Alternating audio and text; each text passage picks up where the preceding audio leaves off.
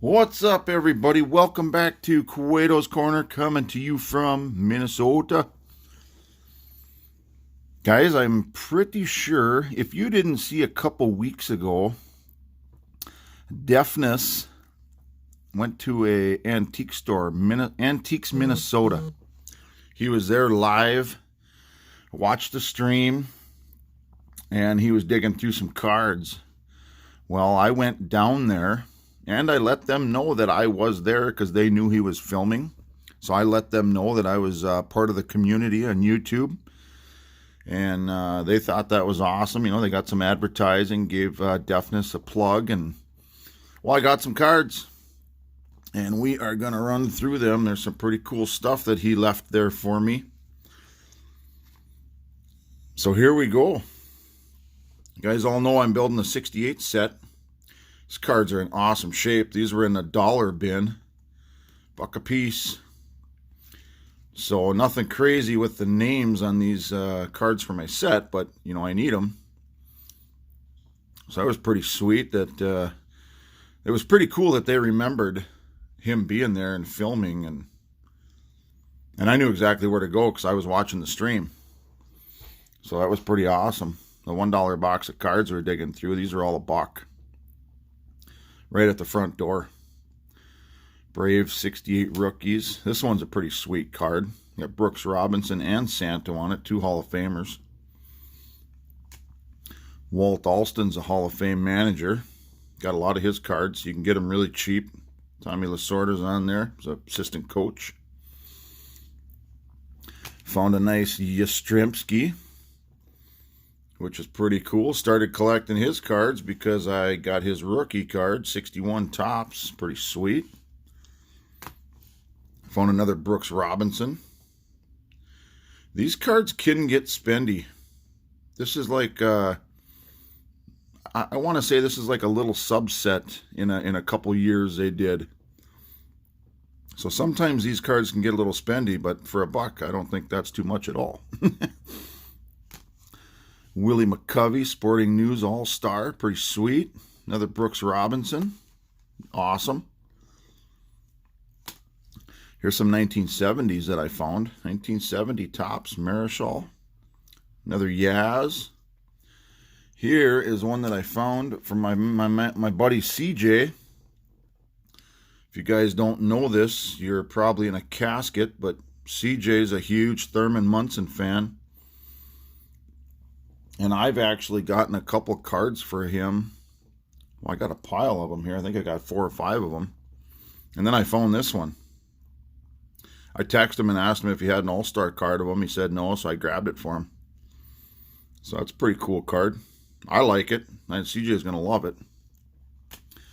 And Willie McCovey, 1970 Sporting News All-Star. Sweet. And then these cards, too. These cards can get spendy, too. I know this Yaz. I know when you look in the book, this one's off-centered a little bit, but it's still in pretty nice shape. When you look in the book, this card's going anywhere from $10 to $20, sometimes $10 to $30. So paying a buck for this card, I mean, I'm going to do that all day long. Plus it's Yaz. Willie McCovey.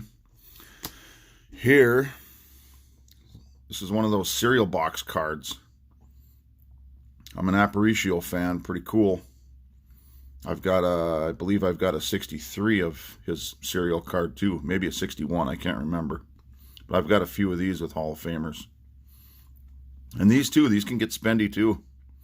I've seen some of these. I love the Willie Mays and the Mickey Mantle, or Mickey Mantle's going for about $80 to $100. But Aparicio's probably going around the $5 to $8 range, so paying a buck for this, I'm going to do that all day long. This is a sweet card. Got a little bit of paper going on right there, but a little bit of a wrinkle in the corner. But look at those names.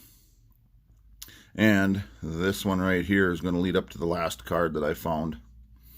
Marischal, Gibson, and Jenkins leader card. Pretty sweet.